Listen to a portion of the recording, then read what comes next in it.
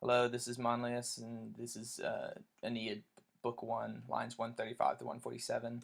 In this passage, Neptune is basically used as a literal deus ex machina and rectifying all the shenanigans caused by the winds and whatnot, and saving Aeneas and his fleet and telling the winds to mind their own business, basically. So this starts off Quos, then a break.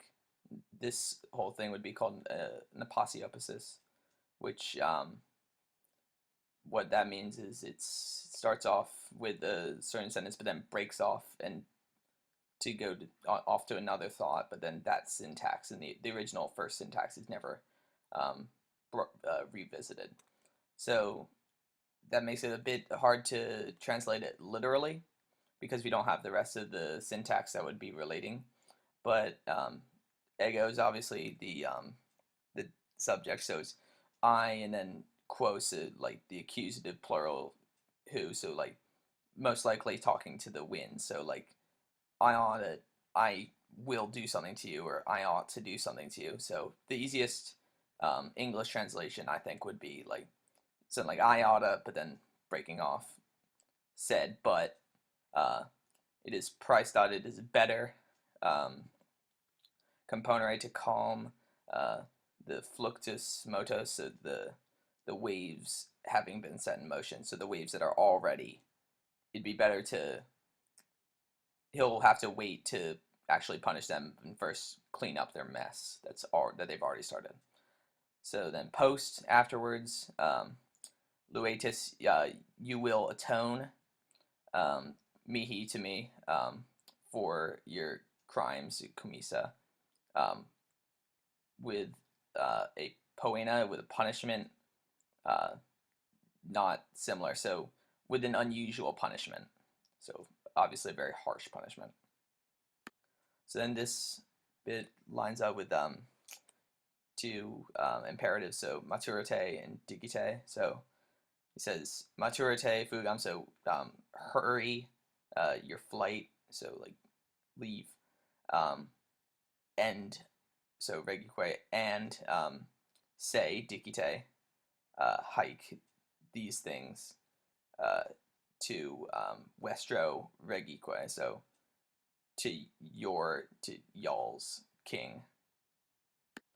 So now Neptune is relating to what they want. He wants them to say to them. So um, he says imperium pelagi, so the rule, the domain of the sea, and simumque tridentum, and the fierce trident were datum, were given, non illi, not to him, said me he, but to me, sorte by lot.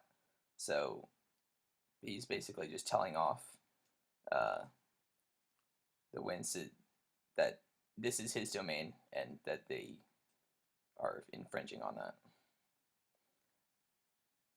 So then he says Ure, so vocative to one of the winds. He holds tenet. He holds those huge rocks, Ille Imania Saxa, Westros Domo, so your homes. And so Aeolus, um, Yoctet, and Regnet are subjunctives of a possibility. So like Aeolus may boast himself in, he may boast himself, say, in Illa Aula, in that court, in his domain of the rocks that he holds.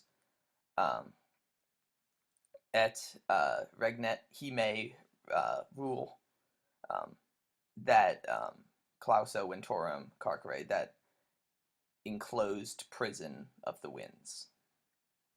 So he's basically saying that's where you belong, that's where you hold your power, don't be infringing on my domain.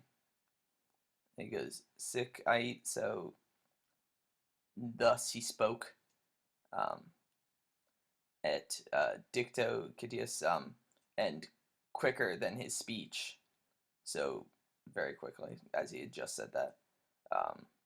He placat, he calmed the tumida aequora, the swollen seas. So collectasque, and he fugat. In this case, fugat does not mean to flee himself, but to put to flight.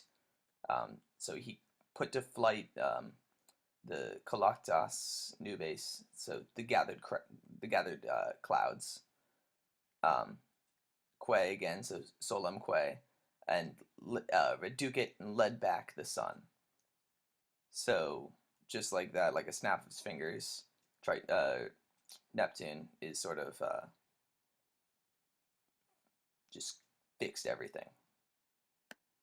And so then simul at the same time, Cymothoe et Triton, Cymothoe and Triton, who are two like sea nymphs, so they're sort of they're still immortal, but they work for Neptune basically. They Nixus, like leaning, presumably against the ships. They detrudent, they dislodged the ships Nawis from the acuto scopulo, from the sharp rock. So then, lewat ipse, so ipse he himself, lewat tridenti, he lifts with his trident, et vastus apparet sirtus, so, and opens apparet the vast quicksands, et temperat, and soothes the ichor, the sea. Atque rotus sumas laubus prelabiter undas, so, and he glided across or over the sumas undas, the tops of the waves, with his rotis laubus, with his light wheels. So here you can see Neptune just come in, see that everything's in disarray, and just fix it with a snap of fingers and just magically glide off into the sunset. So, as I said, a true deus ex machina.